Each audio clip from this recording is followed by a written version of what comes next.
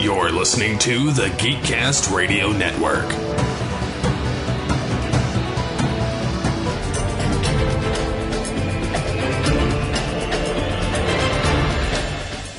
Unleash the geek in you. This is a crossover between GeekCast Radio and Studio 2009 here on the GeekCast Radio Network. I am TFG1Mike.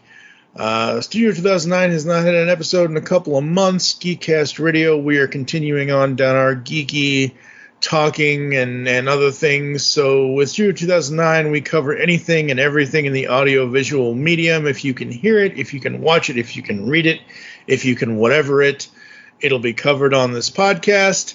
Joining me is longtime friend, and I've only actually spent 5.5 hours with her podcasting since 2017.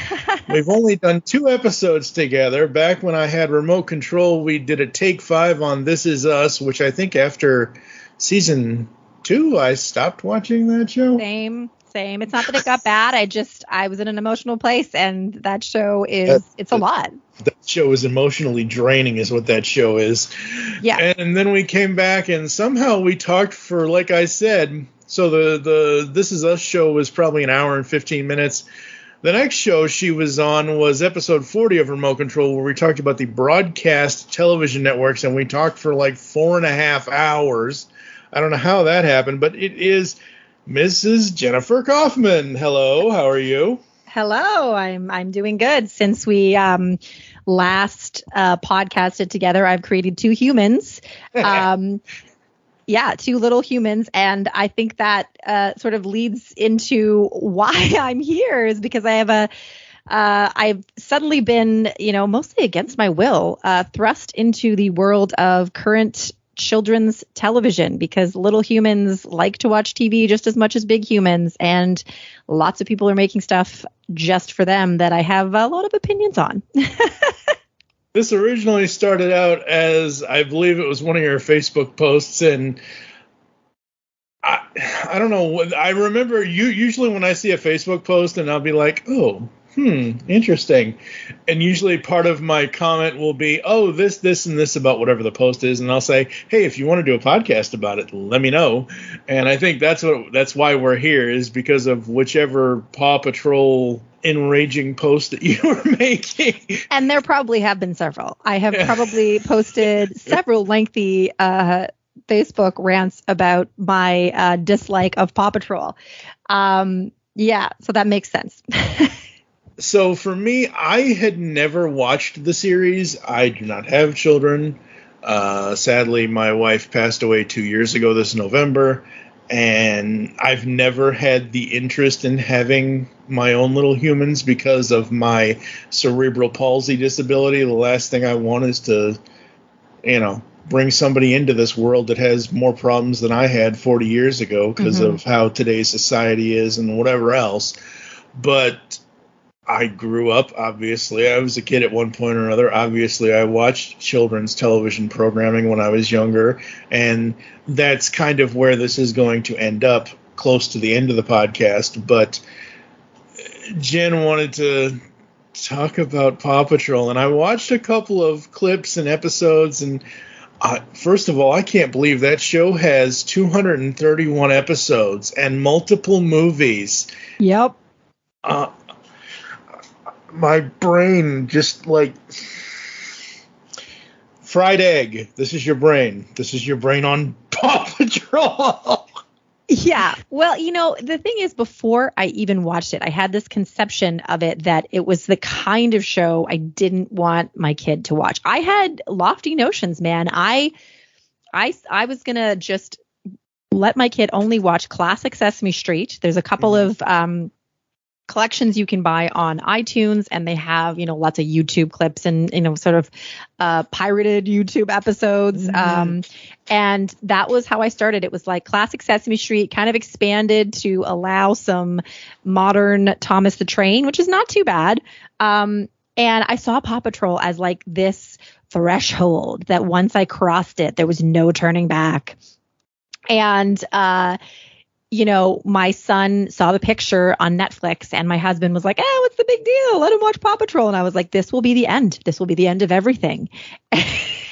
And I was right, because it sort of, as soon as he started watching Paw Patrol, it took him down this path of like all of these very similar modern shows that I just think are really stupid and are doing a disservice to children. And, you know, like when you say, I can't believe this show has 230 episodes, I can believe it, because honestly, it's like a show designed to attract children, but not in the same way that, you know, let's say Sesame Street was, which was, Sesame Street was developed by, and I guess we can probably agree that Sesame Street is like the pinnacle of children's television. Oh, of course. Hands right? down. It was developed by educators and comedy writers together, along with all of these other groups, psychologists. Like, they brought together this crazy team back when people cared about public television, to create this show. And of course, they wanted to have tricks and tips to attract children, because you got to get the kids to watch. But the underlying goal was always like, how can we teach kids? How can we close this learning gap, particularly between, their main interest was was for underprivileged children in urban neighborhoods. They really wanted to get those people up to speed when they started, kindergarten, grade school, that type of thing. So it was how they could best get the information that children needed and entertain them at the same time. And I think they did a fantastic job. But, you know, Paw Patrol is kind of like the inverse of that, where it's like, how can we make this crack for children? And there's not really any thought to if it's good for children, but really like what is children love puppies, right? Like, that's the thing. Children love dogs. And then you're making dogs rescue people. And to me, it's like this simplest concept that I can understand 100% why every kid wants to watch a bunch of cute dogs rescue people. And it sells a ton of toys. It lends itself perfectly to marketing. So it's the perfect concept kind of baked into it. I don't know if you want to hear, I mean, you watched some of it. Do you want like a brief overview of Puff? Do you want it, or Sure. were you willing to take it, I guess, is the point. That's what she said. Right. So Paw Patrol is actually Canadian, where I'm from. And we apologize, because normally Canada's not the source of the worst things to happen on television. But I don't know. You might want to talk to all those Nickelback haters. I said on television, man. I said on television. We do take responsibility for Nickelback. Yeah. But, you know, we're kind of usually below the radar. We don't usually cause that much trouble. But we did this. We did Paw Patrol. And like I said, the concept is really simple. It was a bunch of dogs, 5 dogs. It is 4 male dogs and 1 female dog, because that is also how the world works. You just got to throw in that 1 female. So you're not sexist. Even though the world is 50-50, it's 1 out of 5 in dog world. And they live in this place called Adventure Bay. And they have this teenage boss who sends them on missions to rescue people. And that in itself is not the end of the world, right? But what I find really weird about this show, and very silly, and you may have noticed this as you sort of looked into it, is that it progressed into insanity very quickly. Yeah. Like, again, these were dogs rescuing people. When you create a show, you set up a world, and you're supposed to suspend your disbelief. Hey, dogs can talk and they're rescuing people. Not that over the top, right? That's the basis of the world, and we all buy into that. So they did things in the first season like fixed a lighthouse, rescued kittens, rescue the mayor's pet chicken. Why the mayor has a pet chicken? That's a whole other podcast. I don't know. Her name is, I'm sorry, I don't want to misgender the chicken. Her name is Chickaletta. So that's, they did these. I saw her nearly get crushed by a dinosaur, by a giant purple metal dinosaur. Right. If that's not Canada shoving something up another dinosaur's butt, I don't know what is. And you have summed that up, because if you're listening, you're like, wait, why are there dinosaurs? And that is the problem, man, because again, at first they're doing these little things around town that you would imagine would be in a world where you're, rescuing people in a small town, you'd be doing these things. And then it gets to season 2 and they start to like expand this world where this has not been the premise, where suddenly there are space aliens and merpups, and then there are dinosaurs, and then a meteor crashes and all the dogs get superpowers.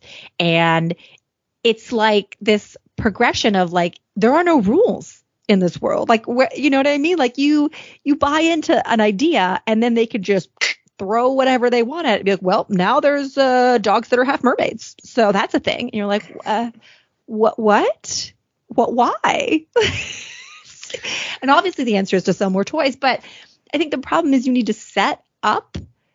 should set up a world and build it properly so that everything that happens within that world feels plausible to the world. I'm not saying you can't have mermaid dogs. That's fine. You can have a whole show about mermaid dogs, but they shouldn't come out of nowhere. We should go into it knowing this is a world in which mermaid dogs exist, or at least magic, Yeah. So, and all I can think in my head is they just want to be a part of our world. So that's the first issue that I have with shows like this, is that there's no narrative consistency. There's no proper world building. It's just like, oh, well, we can just do whatever and constantly create new things that don't make any sense or have never been established, which Paw Patrol is the king of, right? They just keep creating these offshoots. The Mighty Pups or the superpower, when they get superpowers. Like, I think you may have watched a dino rescue episode, it sounds like. Yeah.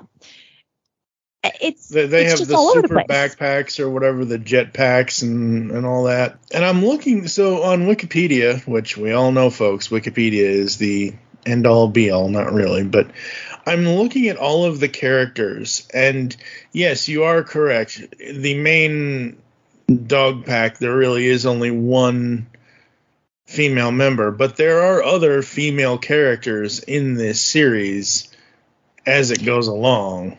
Well, there are two honorary, as far as I know. Look, don't quote me on this, but there may be more than two, but there is at least two honorary members of the Paw Patrol who show up not all the time, but in a lot of episodes. One is a girl dog named Everest, and if I had to pick, she would be my favorite. I mean, it's a low bar, but she's a snow dog, right? And then there is a dog.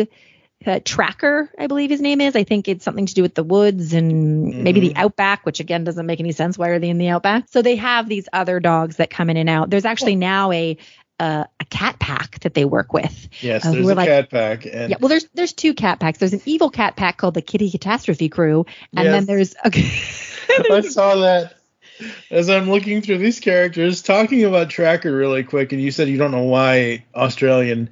It says that he serves as a jungle rescue pup. So I guess if the Paw Patrol is like worldwide, the Australian jungle, I guess, maybe, who knows? Sure, but it's like we have no idea where Adventure Bay is. It kind of seems like some like New England town, right? There's like a captain of a boat and all this stuff.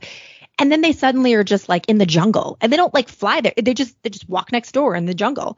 And it's kind of like, I don't know if you ever watched Lost, but it's like how in the beginning they were very careful about how long it took to get everywhere on the island. And by the final season, they're like, we're just going to walk next door to this thing that took us like 8 hours to get to.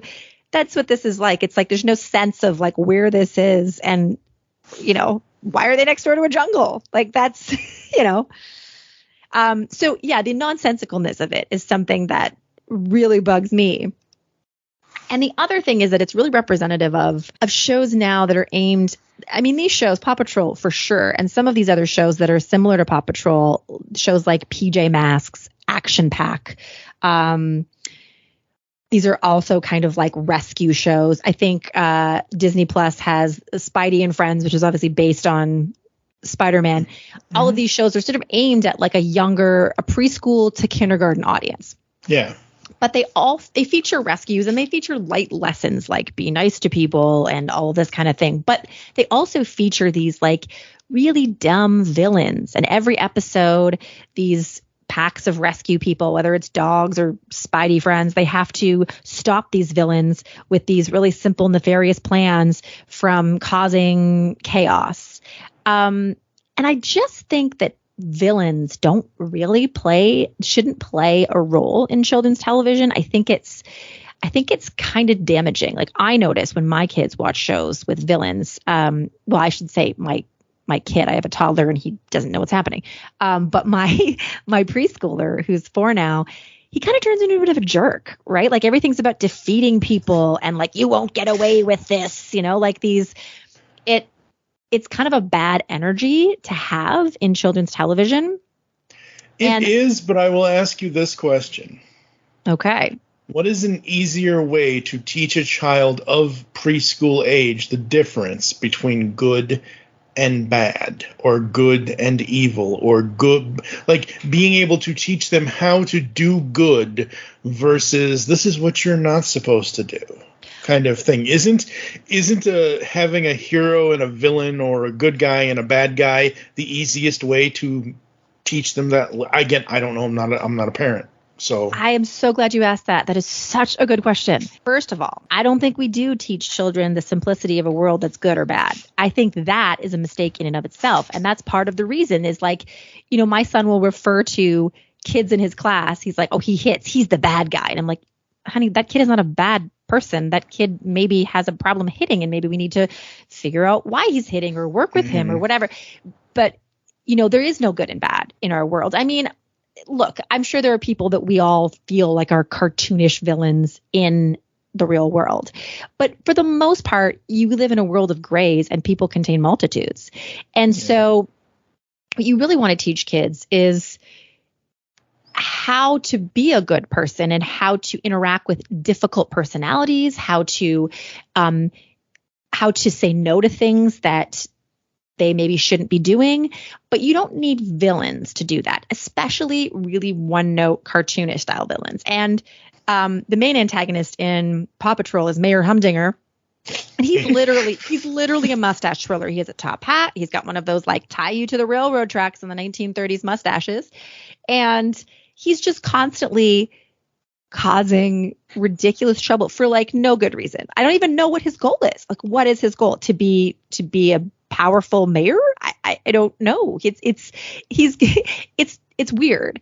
And I think that when you simplify that for kids, that it creates this energy where, good guys versus bad guys that I don't think is really useful for children. And I think there are so many other ways to do it. Go back inside and chase out those bees. Fine. Then I'll just have to call the Paw Patrol.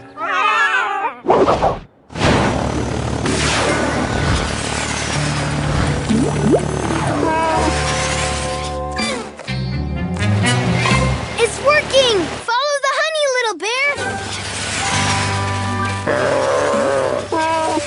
That worked out great, Rocky! Mayor Humdinger? We were just on our way to see you. Then hurry! My lair is full of bees! Let's buzz on over, pups. There are so many fantastic shows that teach kids lessons in a different way, which I don't know if we want to get into that now or later, but there are certainly tons of these. And they're still high octane. They're still adventure. They're still often rescue series because I think kids these days are, it's harder for them to watch the slower stuff that we watched as a kid. I mean, try to sit a kid in front of Mr. Rogers. And I'm not saying it's a good thing that they can't sit through it, but our world moves at a slightly different pace. And it is a lot harder for, my kids to sit through Mr. Rogers than it would be for you or I. Right. Yeah, because, again, we grew up in a generation without the internet, without all this instantaneous, like you can, legally or illegally, you can have most content just by clicking a few buttons on your mouse or a few links on your computer or touching a few buttons on whichever iDevice or whatever you want to use for technology, whereas 40 years ago, we didn't have any of that. We had 3 channels and a knob with some metal antenna. Try to teach a kid today how to use a television antenna. I dare you. Like, seriously. I don't want to do it. Honestly, I didn't even know how to use my television. That was slightly before, like we had a TV with antennas maybe for a little bit and I didn't interact with it. So that's not part of my world either. Like you're right. Okay, I understand it's not part of your world, but so many Disney vibes. But point is the generation that we grew up in with, yes, we had computers at school and stuff, and some of us may have been lucky to have home computers, but that was like a new thing back then. Whereas nowadays in 2023, computers and tablets and phones and this and that and everything is a screen kind of thing. Like the learning, the way we learned 40 years ago is very different than the way that the learning is going on now. It's true. And how much of it, though, I wonder, starts at an early age and is because they're exposed to things that are different. Like, I truly believe that my son was happy watching classic episodes of Sesame Street, which, by the way, at the time was considered very fast paced. In fact, Mr. Rogers initially had an issue with Sesame Street because he didn't like how it was like all these quick cuts to these different segments, right? Like Mr. Rogers really wanted kids to feel the real movement of time. Which, I mean, when you watch it, it's like if he's cutting a piece of paper, he just cuts the paper and you just watch the amount of time it takes him to cut that paper. That's it. But my son, I believe, was really happy watching that. But as soon as he started to get a taste of some of these other shows, going back to watch that, it's like his brain had been rewired to be like, this is too slow. This has too much talking. This doesn't have enough action.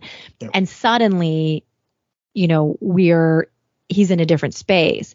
So part of me wonders, how much, look, you can't control the world. You can't change the world. So obviously, eventually, everybody is going to be in a space where they see and interact with everything around them, which for the most part is very fast paced.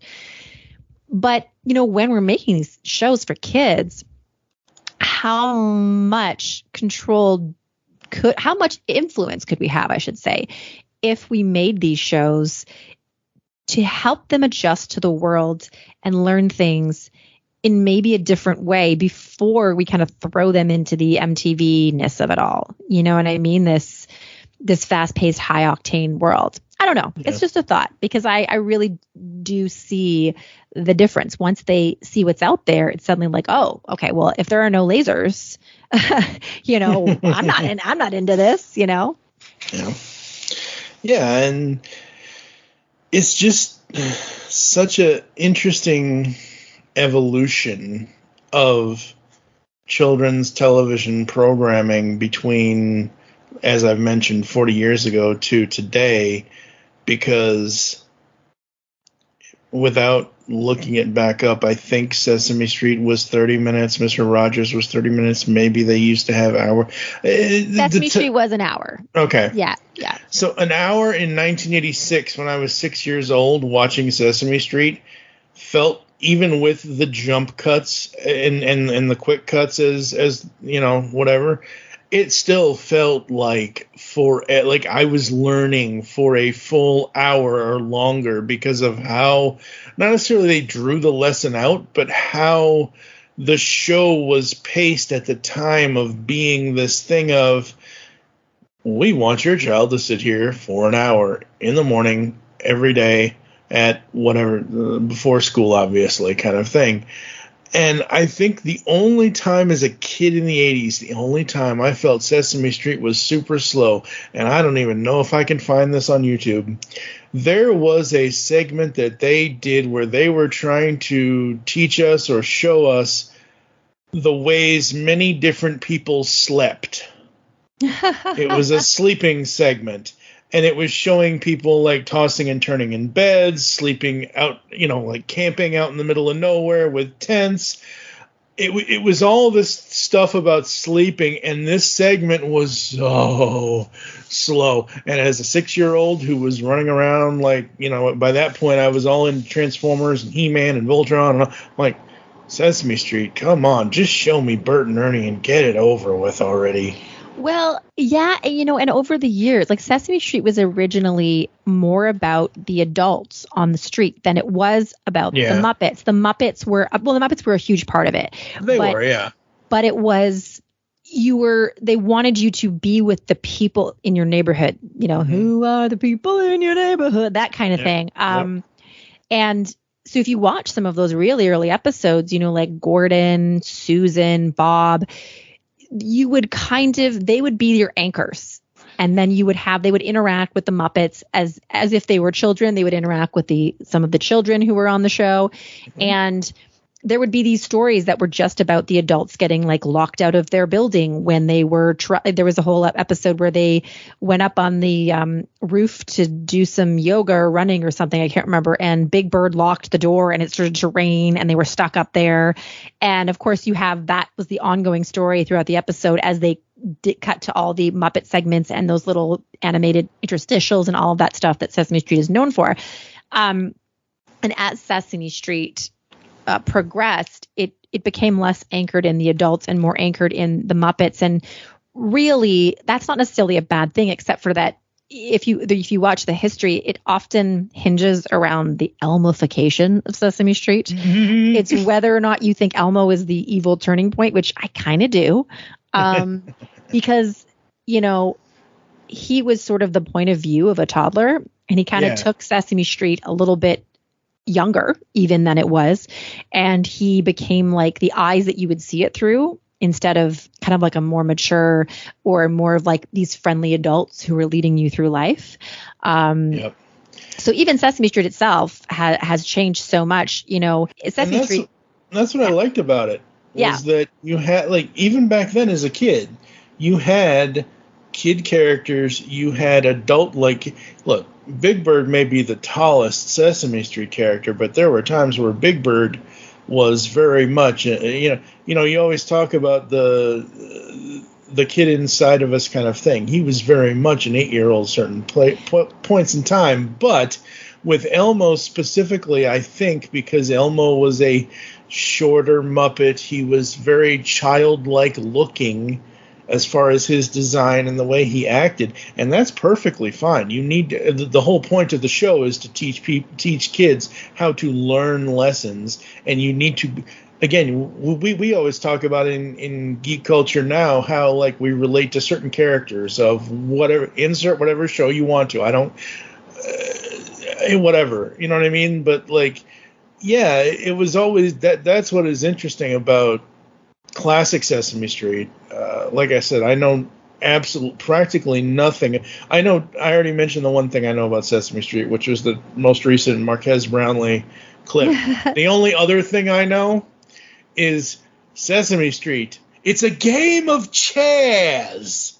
And they go through and they do a Game of Thrones parody with musical chair. It's amazing if you haven't seen it. No, I haven't seen that. Now. I really haven't seen a ton of modern Sesame Street, but actually Big Bird was supposed to be Big Bird was initially sort of the age of what the viewers were supposed to be. So he was supposed to become like a 5-6-year-old kid, really, in the way he interacted. And you see that there's that famous episode of Sesame Street that I'm sure you've heard of, which I didn't watch at the time because it was before my time, but I've watched it since, where Mr. Hooper dies because the actor who played Mr. Hooper had died. And the way that they addressed it was he simply wasn't there, and Big Bird drew him a picture and he said, I want to give this to Mr. Hooper. I got to go see him. And they said, Big Bird, don't you remember? We told you that Mr. Hooper died. And he didn't understand what that was still. And they had to kind of explain to him, well, he's not coming back.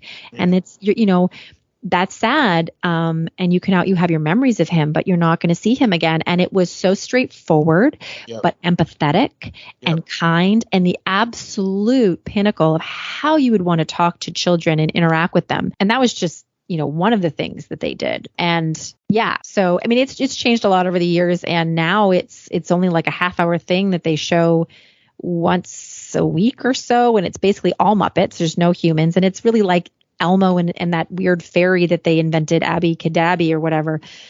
There are still, like I said, trust me, Marquez Brownlee is not a human. He is a human, but I mean, there are still humans. But you're right. Most of it is the child Muppet characters interacting with each other. Well, and with guest stars, right? Like they do the guest stars, but they don't have like those anchoring characters on the street, you know. Also, Sesame Street was originally a dirty, I shouldn't say dirty. It was intended to look like an inner city neighborhood. It had a regular look. It had, slightly grungy feel, slightly like there were trash cans. You had a grouch in a trash can. I'm pretty sure it was supposed to be I don't want to say a street in Brooklyn or the Bronx, but it was supposed to be a street in New York somewhere.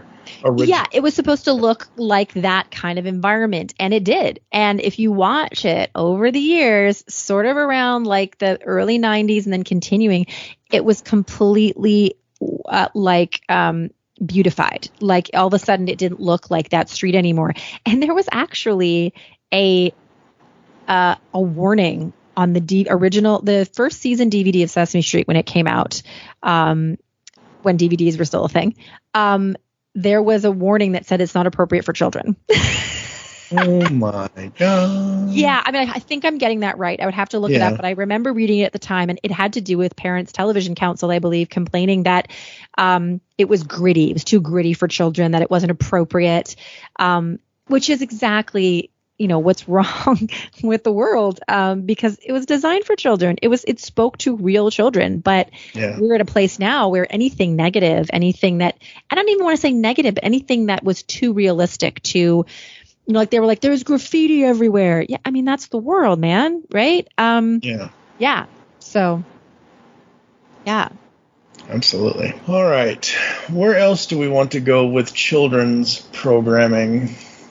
Well, I think we were talking about it earlier, but it's interesting to think about whether or not when we're comparing stuff like Paw Patrol and, Action Packed, which is, kind of the same thing, but like humans who, rescue people in weird ways and have powers, PJ Masks, all that stuff. If we're comparing those shows to Sesame Street, they're obviously they don't stand up.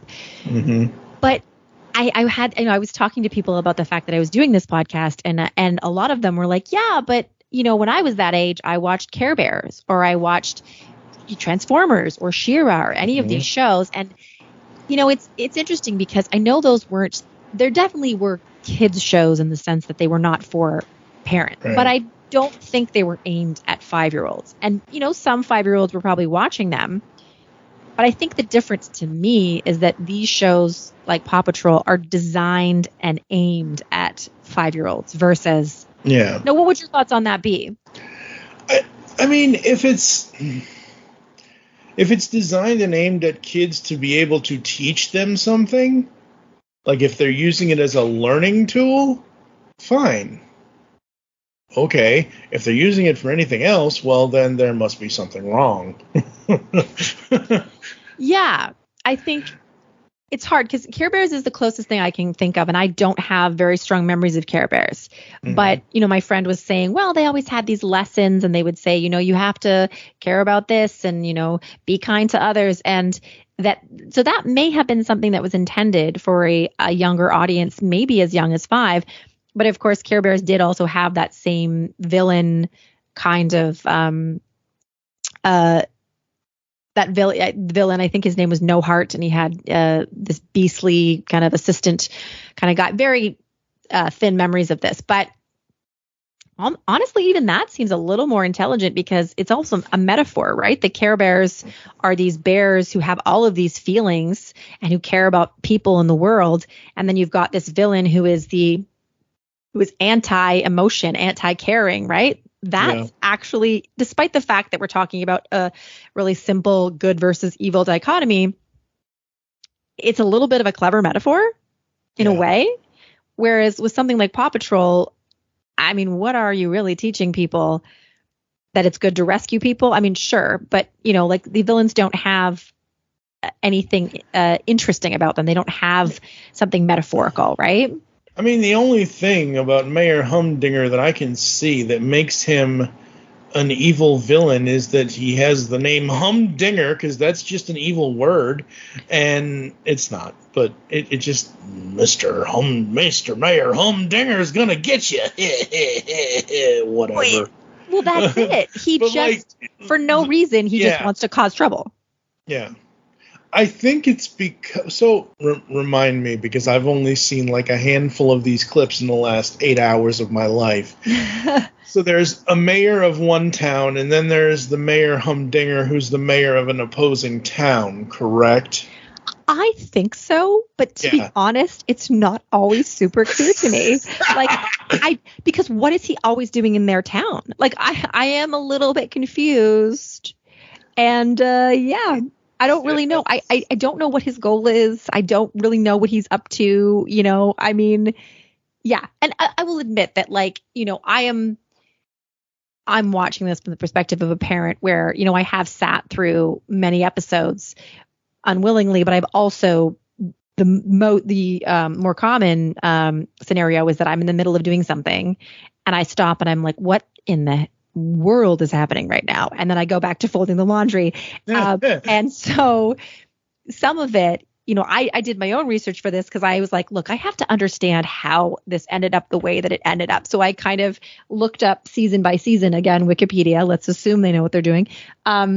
And saw, you know, when did it start to digress into this weird superpower thing? And it kind of happened really quickly. How did it get, like, what is the trajectory of all of this? And it still doesn't make sense, but I have a better understanding now of when, you know, things happen plot wise, if you want to call it that, than I did as someone who just sort of popped in and out a lot and was like, okay, so now they can fly? Why? You know? I'm going through the characters again, the character list on Wikipedia. And I know, folks, do not read off of Wikipedia during a podcast. It is what it is. Deal with it. Mayor Goodway is the mayor of Adventure Bay, who lives in the city hall and is one of the Paw Patrol's frequent callers. She can be very panicky at times and also works to outsmart Mayor Humdinger. That she is listed in Wikipedia as a supporting character. Yeah. The lead villain, Mayor Humdinger, voiced by Ron Pardo. Mayor Humdinger is the mayor of a neighboring town called Foggy Bottom. Ah, okay. Who is the main antagonist of the series. He is the Paw Patrol and Mayor Goodway's biggest rival, where he is always coming up with new plans to upstage Adventure Bay and make Foggy Bottom better, which always get thwarted by the Paw Patrol. So there's a light plot. Yeah, so there's a light plot. Light plot. And this, to me, the reason why I asked about the two mayors in the two towns, I'm like, are they trying to teach kids politics in children's? No, seriously, I'm only asking the question because it, again, as I said earlier, I want my entertainment to entertain me. Yes, there needs to be things that do teach lessons and do whatever, but if you're throwing in mayor this from this town and mayor that from that town, I'm just waiting for the next election. You know, I now that I'm trying to think, I don't think I've ever seen either of those mayors mayoring anything. Like I feel like I've never seen them running or doing their job. Usually they're like competing against each other in some kind of basketball tournament or foot race, and Mayor Humdinger is cheating. And it seems that their whole job is to Mayor Goodway's whole job is to panic and worry about her pet chicken and then participate in these like ribbon cutting things that don't have any use. And Mayor Humdinger's job seems to be, yes, to try to destroy Adventure Bay and upstage Mayor Goodway. But I don't think I've ever seen any of them being like, hey, the traffic's really bad in town. How do we fix this, guys? Like, no, they're not doing their jobs, at least not on camera. So I don't think it's to teach kids about politics. But I will say that there has been a very good, I have one excellent use for Mayor Humdinger, and that he is so classic as a simple villain that I have used him to explain to my son what a bad guy is. Like, so I guess in a way, like you talked about the good versus evil, you know, in Canada, we have a different political system. You guys have Democrats versus Republicans. We have liberals versus conservatives. And then we also have a couple other parties as well. The conservatives would be the Republicans, and I am absolutely not a conservative. And they have blue signs here. That's their thing. They have blue signs. The conservatives are the blue guys. And my son will be like, "What's happening? Who are we voting for?" And I'll be like, "Not the blue sign people." And he's like, "What are the blue sign people? Why are they bad?" And I'm like, "They're just a bunch of Mayor Humdingers, honey." And then he immediately gets it. He's like, "Oh, they're Mayor Humdingers. We don't want to vote for them." And I'm like, "Yeah." So I used it to teach my son about politics. There you go. I mean, but and I'm not trying to bring the whole political. I don't like talking. I'd rather talk about fake robots on a fake planet in the middle of nowhere that ends up blowing up and they have to come to Earth and live amongst humans than talk about politics. Transformers, you gotta love it. But yeah, no, like as I was reading the two things between, I'm like, wait a minute. They're mayors of two opposing towns. Oh boy, somebody go get the pulpit already. I will recommend an SNL sketch if you can find it about Paw Patrol, because that's how ubiquitous it is that there is an SNL sketch about it. And it's basically about how this mayor Goodway gets elected and like fires the entire police force and hires these dogs to like solve crime instead.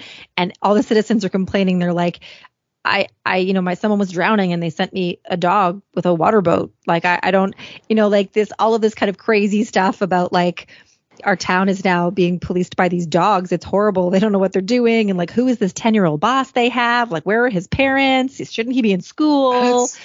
That's the crazy thing. Out of all the clips I watched today, other than the two mayors, I saw no adults with these children and these dogs. These children are running this Paw Patrol thing, really?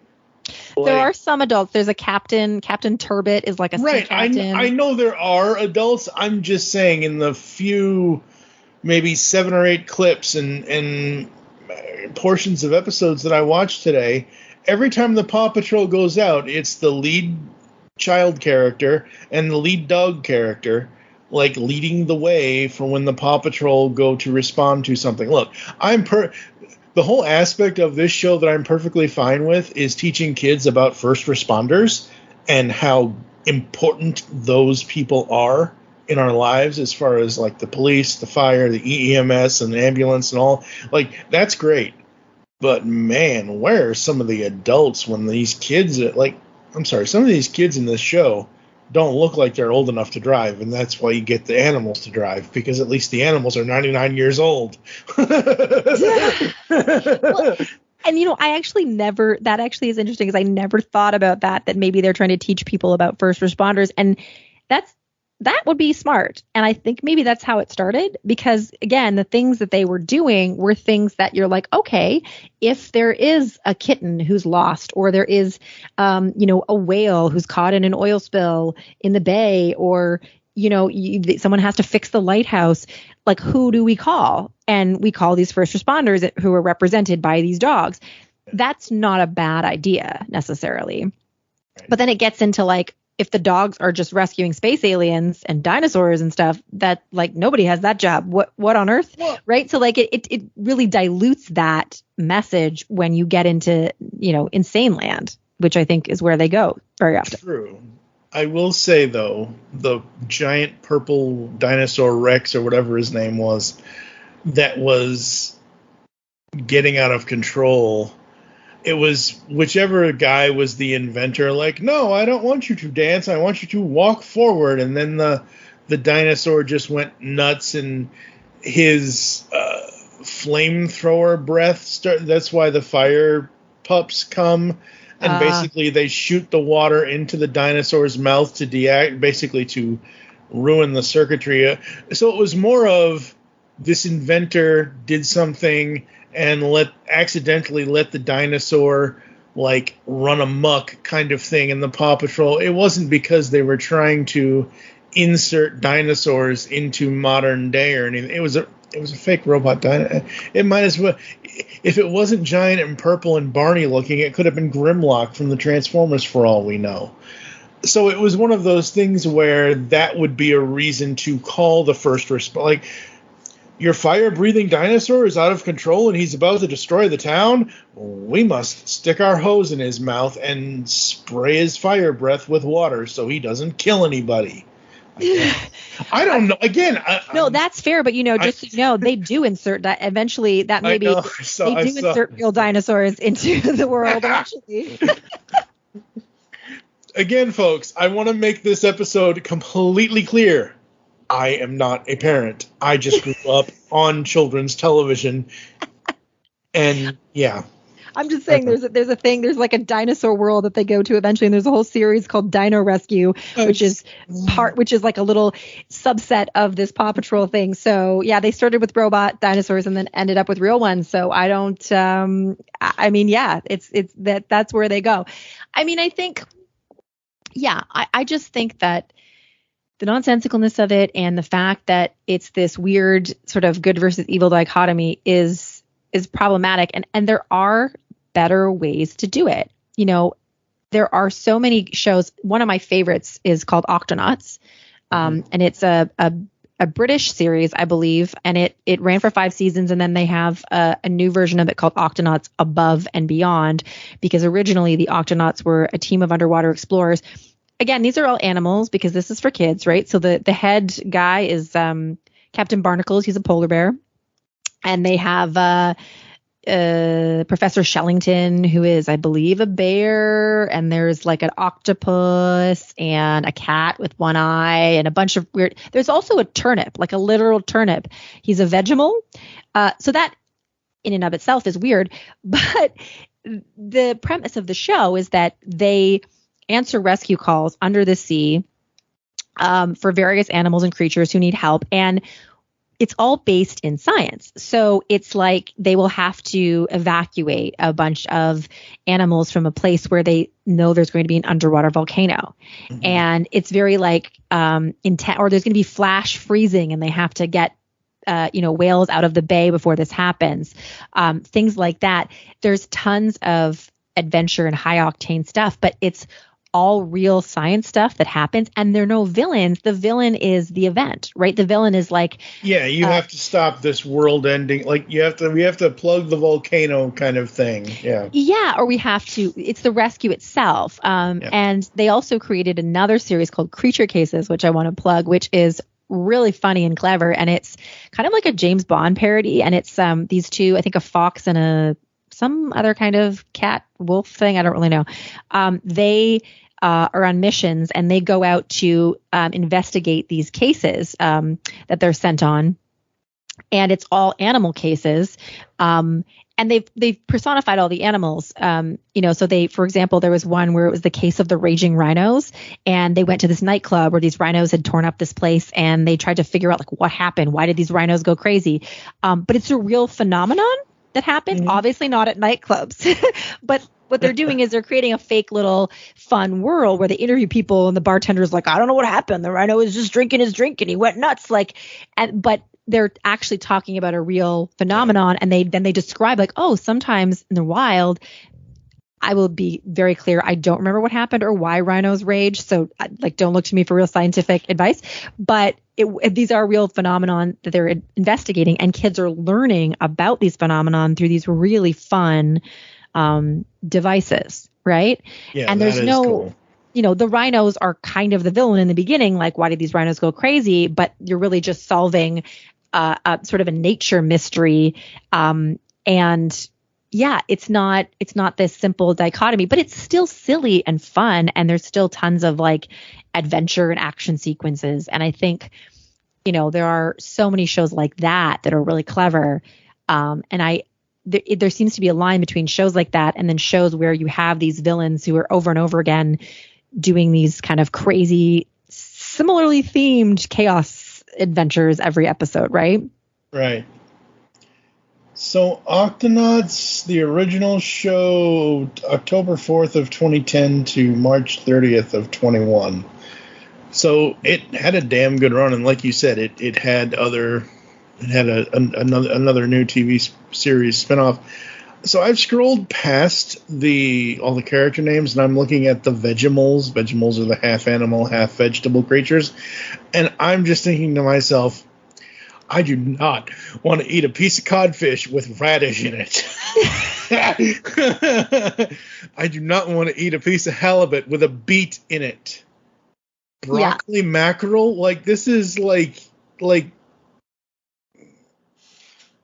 this is like Fear Factor type stuff here, man. Just no. Yeah, I don't understand that part at all. But I guess that's the thing that's fun about kids shows is it's not that you cannot have these weird elements. You can. You just have to set it up as a weird element, and then we all suspend our disbelief. And it's like, what are you doing with that weird element, right? Like when you watch Octonauts, you're like, okay, Vegemals exist. That's a thing. Weird, but that's a consistent thing, a quirky element of the show that just exists. Yeah, no, and I'm just kind of like sitting here making fun of. I'm not for sure. I'm not trying to, whatever. But like, I'm sorry, a yam chovy, half anchovy, half yam. Look, you can keep the yams. I'll just take the cranberry sauce home from Thanksgiving. Thank you very much. Oh, boy. What other recommendations do you have? You said Octonauts. You said, what was the second one you said? Creature Cases. It's by the same creator as Octonauts. Yeah, it's got 2 seasons on Netflix. I think it's like a Netflix original, so it probably is in the States. I could be wrong, but I'm pretty sure it is.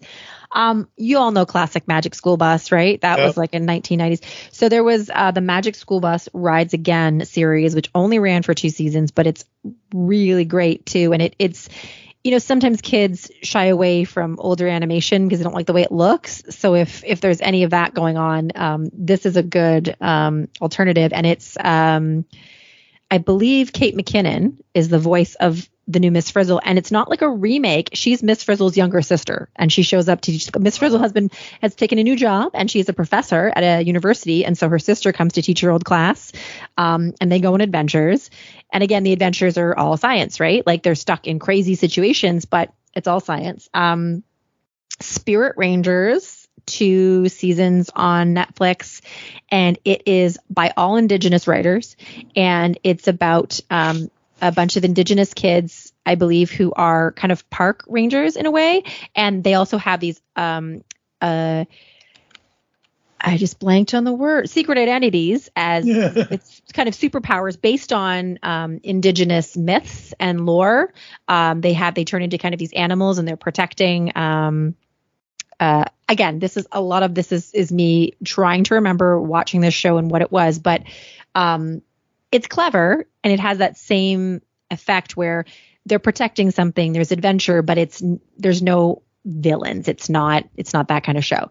Obviously, there are lots of shows that are different that aren't super high adventure, like Doc McStuffins. Kids love that on Disney Plus. Ada Twist Scientist. That's another Netflix show that's sort of about science, but more like based in the real world. Even though it's animated. Storybots, which is kind of a hybrid show where kids learn things through these segments, but it's like these little cartoon bots that they get asked questions like, why do our eyes see? And then they kind of investigate, and they're like real videos explaining that kind of stuff. Yeah, there's more of these as well. But for every one of those, there's also one of these shows where it's just kind of like these, I'll get you Paw Patrol people. And what's weird is that so many of these villains, they're all after gems. Like, I know this is going to sound weird, but like my son is constantly talking about magic opals. Okay. What on earth are you talking about? Like, I think it started with Spider-Man, and the Doc Ock character is female, sort of, I think, based on the Into the Spider-Verse character. Okay. And apparently she's always trying to steal gems. And this happened in another show as well. And I'm just like, what is it with these gems? What are these gems? It's like magic gems. But, he's going on about a lot of gems. And this is like a thing where every episode these villains are trying to take gems and they have to protect the gems. It's a weird thing. I don't get at all. What is this? But it seems to be quite common. Yeah. There was a book when I was a kid, and I'm trying to find it. There it is. It's behind me somewhere, but I know I ordered it off of somewhere. This is an old book. It was written by James Marshall. This was circa 1985. Miss Nelson is missing. Miss Nelson's class always acts up, especially when their teacher is absent from school. But after a week with their strict substitute, Viola Swamp, the kids can't wait for Miss Nelson to come back. So the basic thing with this is it was Miss Nelson all the time. She just put on a black dress and acted mean to the kid. She wasn't acting mean. She was more but I remember this book like it was yesterday. Like, wow. Yeah, it was Harry Allard and James Marshall. And I'll have to take some, well, I can't take screenshots because it's a physical book, but I'll take some pictures and send them to you because it's another one of those, like, teaching. Think of, like, Sideways Stories at Wayside School, that kind of stuff. And yeah, I don't know, man. Children's entertainment really has changed over the last 40 years. It really has, yeah. And I think it's hard to be a parent and to try to figure out, like, are you limiting things or are you teaching alongside them? Are you, like, watching it with them and saying, okay, I get we like this show, trying to insert some of your own, don't you think this is a little stereotypical or that kind of stuff into it? And, they want to watch what all their friends are watching, right? And so it's challenging. Yeah. And I struggle between wondering whether it's just the perspective that's different. Like, again, were we watching just as crappy stuff in the 80s if you count all of the cartoons that we ended up watching? Because those were just obvious place to sell toys. They were toys first and then they were shows, right? So if you count that stuff, has anything really changed? Or are we do we have a lack of Sesame Streets? Are we just suffering from a lack of Sesame Streets? I don't know. Like, there will never be another Sesame Street, so it's hard to say. Yeah. I don't know. I don't know either. All right, folks, we are going to go to a quick ad break. We're going to come back to probably close this out right after this. You're the new king. I cannot think of a more horrible ending than this. All hail King Grover. Ooh. Nice fit. No! Do not lose your head over this, Nettie, baby. Now fetch me a cushion for my royal bottom. This chair is not comfy at all. Yes, your fuzzy grace. And bring a sweater. I think winter is coming. Hello, geeks and geekettes. Looking for a podcast that covers a vast array of topics? Then check out Altered Geek Unleashed, where we discuss our thoughts on this week's geeky news, tech, gaming, television shows, movies, cartoons, comics, and more. So, get altered, get geeky with the Altered Geeks. Every Friday on the GeekCast Radio Network. Hi everyone. I'm here to tell you about the DC Comics News Podcast. Here every week to talk everything DC. Movies, TV, comics, and everything in between.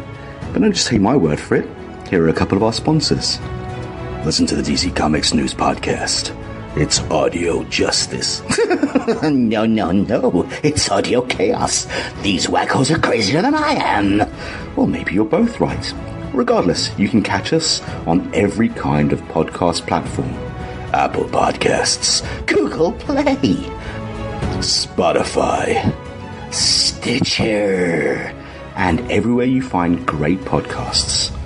So, can I go now? Let him go. He did everything you asked.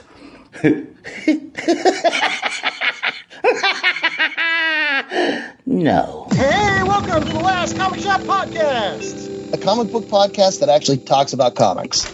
Yep, each week we open the shop up and read and discuss a comic. Sometimes we pair that up with comic book movies or TV shows. Or not. Lots of times it's just comic books and sound effects. Oh, yes, definitely lots of sound effects. So tune in on all the major podcasting platforms to the Last Comic Shop Podcast, or check out our library of evergreen shows at www.lastcomicshoppodcast.com. Like science fiction? Of course you do, or you wouldn't be listening to the GeekCast Radio Network. Well, the Mark Who 42's Universe podcast is an award-winning sci-fi radio show that's been around for over 10 years. We cover everything from Doctor Who to the MCU to pop culture and everything in between. A new show drops on Tuesday mornings on the GCRN website and all of the major podcast platforms. So listen to the Marku 42's Universe podcast, from the universe and beyond. Because the world needs another movie podcast. The GeekCast Radio Network presents for your listening pleasure, The Cinema Geek. Hosted by Amanda, Kevin, Matt, and Dan. Each week we dive headfirst in the landscape of movies as we discuss movie news, play movie games, go in-depth on reviews, and even have a top 10 countdown or two. Also, don't miss our director retrospective series, where we review noted directors' movies film by film. Bottom line is, if you love movies and love podcasts, you need to experience The Cinema Geeks. You can find us on iTunes, Blog Talk Radio, or GeekCastRadio.com. On the Simplistic Reviews podcast, we talk movies. We talk TV. We talk... Hello, Julie, what the heck are you doing? Trying to make our spots sound more exciting by adding explosions. Yeah, I'm pretty sure you could have got the point across with sound effects, not the real thing.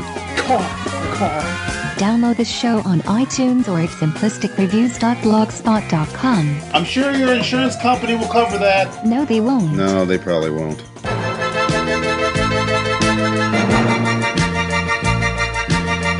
Hello, all sentient beings. Want the latest on everything going on in the Transformers multiverse? Check out the Transmissions Podcast Network. We've got weekly podcasts covering everything from Alpha Trion to Omega Supreme. From old school G1 all the way up to Cyberverse and beyond. And you don't want to miss Empire of Rust, the world's first and only Transformers live play role-playing game podcast. If you love Transformers, there's something for everyone at transmissionspodcast.com.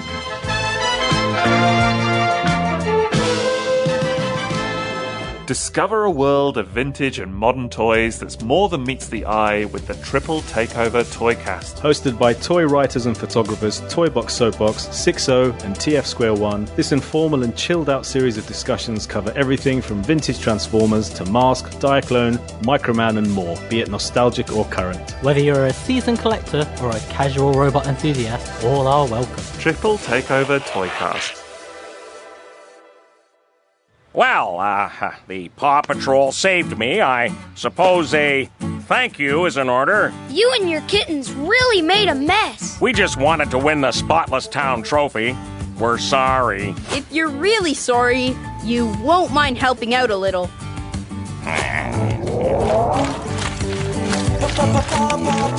All right, we are back here on this GeekCast Radio Studio 2009 crossover talking about the problems with Paw Patrol. Yeah, I can't say that 5 times fast. There's just not a way to do it. And children's television programming then, now, and forever? ? I don't know. Any final thoughts from you, ma'am? I guess... my final thought would be, obviously my first thought that led to all this was just constantly railing about how much Paw Patrol sucks, and that is still true.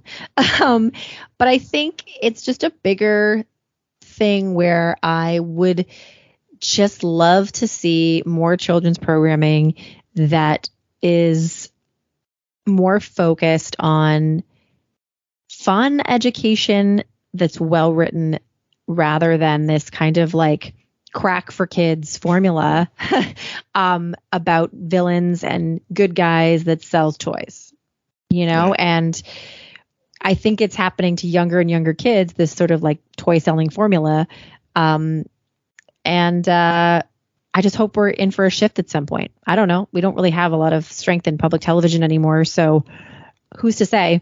But if you can avoid your kids watching Paw Patrol before they know what it is, just don't let them know it exists, because that's what I wish I had done. Go back in time and just not even shown them the photo on Netflix. Like, what's Netflix? Just keep watching those YouTubes of Old Sesame Street. That's really my final thought. Only ever just watch classic Sesame Street. Just do it all day. You won't regret it. I can agree with that. I wonder though, like what? Because again, I don't know. So, you mind if I say your son's? I don't want to. Yeah, no. Okay. Yeah, sure, of course. Right. So Jax is 4 at this point. Yes, he is. I remember when I was 4, 5, 6, 7, and 8 in the 80s, I went from He-Man to Mask to Transformers to Turtles to whatever. And then I eventually ended up watching stuff like Cheers. And for as a child, Cheers, The Cosby Show, yes, I know the man is a monster, but the show taught me lessons. It is what it is, and all that. But I'm wondering now, with Jax being 4 years old, as he grows up, what kind of television is he going to want to watch? Or what would you and your husband be watching that he, I don't even know what that landscape would look like. I mean, yeah, that's a good question because, again, I also watched She-Ra when I was 6, and I grew up to watch what I think are pretty intelligent television shows. So it's not so much that the shows are going to ruin these children. I guess it's that the shows are being made instead of something like Sesame Street. So, I did watch She-Ra, and it was, a little bit silly. And no, it didn't ruin me. But I also got to watch classic Sesame Street. I also got to watch those shows. I had those experiences on top of the other experiences. And I think what's missing now is a lack of that diversity in the landscape, right? If all you're watching is shows like Paw Patrol and kids don't get that experience of watching something like Sesame Street, and there's nothing that exists like it. Yeah, I just lament the fact that they are missing out on that kind of experience. You know what I mean? And maybe there's equivalent things out there on YouTube or different things. Maybe it's not through traditional television, it's streaming anyway, but maybe there are different media forms that they are interacting with or learning in the same way that we did with Sesame Street. But I don't know. I don't know where it is. And yeah, I'm not sure. I don't think it's going to make my kid grow up to be, have poor taste. Let's hope not. Well, but I mean, the kids learn from the parents. So as long as you don't, which I'm pretty sure you don't have a lot of poor taste. Yeah, sure. I guess you're correct in that. It's true. I mean, it's like you teach your kid the difference between right and wrong. But again, we grew up with McGruff the Crime Dog or the DARE program here in the States, drug abuse resistance, all that. And who knows? I mean, as long as, people steer the children who are the future of this world that we live in the right direction, then I guess nothing can potentially go wrong. I don't know. Yeah. I don't know. Yeah. I mean, I think I just talked myself into a humdinger. Yeah. Oh, boy. Yeah. All right. Well, I'm going to end this one for now. Where can the people find you online if you'd like to have the people interact with you? You know what? I am almost nowhere online these days. That's pretty bad. I used to give my Twitter handle, but I just admitted that I don't tweet anymore, really. And my Instagram and Facebook are now private because I have children and I've learned you really shouldn't broadcast their faces to the world as much as I was doing. So stay tuned because I haven't really decided where my online presence is going from here and what my next creative venture is. Yeah. Well, I just joined Blue Sky, so there's that. And I'm not a person that wants to join any of these new social media things, but so far it's been an interesting experience. Not a bad experience, so that's good. So I might become a TikToker. Who knows? It's a good place to rant, so we'll see. Oh boy. Wow, I can definitely envision that one. All right. Thank you for listening to us here on GeekCast Radio in Studio 2009. If you'd like to get in contact with us, leave feedback for the show.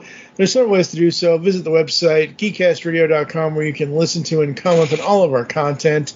You can check us out on any of the major podcatching clients like Spotify or Apple and Google, etc., etc., etc. The network is still on Twitter. I am still on Twitter at GeekCast Radio for the network, at ITSSTUDIO 2009 for Studio 2009. I am at TFG1Mike. You can become a fan on Facebook. Go to facebook.com/GeekCast Radio Network. You can also check out Studio 2009 podcast over there as well. We hope you enjoyed this episode and wish you'll join us next time when we will be talking about something. I don't know what GeekCast Radio is doing for the next one. It might be another. I've been doing a lot of. I've got friends that attend various conventions, and sometimes they are helping run the convention. So I've been doing a bunch of convention recaps here on GeekCast Radio. And then for Studio 2009, I think we're going to be reviewing Batman Forever and Batman and Robin. So for now, I am TFG1Mike with Jennifer Kaufman. Thank you for listening. Until next time.